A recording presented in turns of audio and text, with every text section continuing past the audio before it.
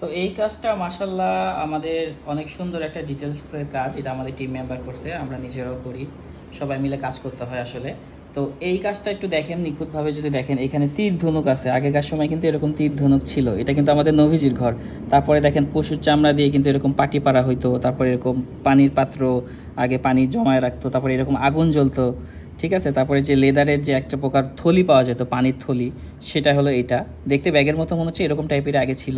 তারপরে ওই যে খাবার প্লেট, বাটি, ঝুড়ি, এখানে কলসি, আরও অনেক কিছু থাকে। তারপরে যে কাপড়গুলো ভাঁজ করা ছিল, আর যে আমাদের আগে যেরকম খাট হইতো, খুবই সিম্পলের মধ্যে কাঠ দিয়ে বাঁধাই করে তার উপর সুতার মতো একটা জিনিস দিয়ে এটা করে দেওয়া হতো, মানে আগেকার সময় যা ছিল। তারপরে দেখেন যে রশি কুয়া থেকে পানি তোলার জন্য, তারপরে জায়নামাজ ভাঁজ করা আছে, অনেক কিছু আছে, দেখতে মনে হয় যে খুবই সিম্পল, বাট আগেকার সময় মানুষ এরকম সিম্পল জীবনটাই করতো। এখনকার সময় মানুষ এসি, তারপর হচ্ছে আপনার রুমে কত কিছু থাকে, কিন্তু আমাদের নবীজি দেখেন কত কষ্ট করে জীবনটাই করছে, মাটির ঘরে, খুবই সিম্পল জীবন।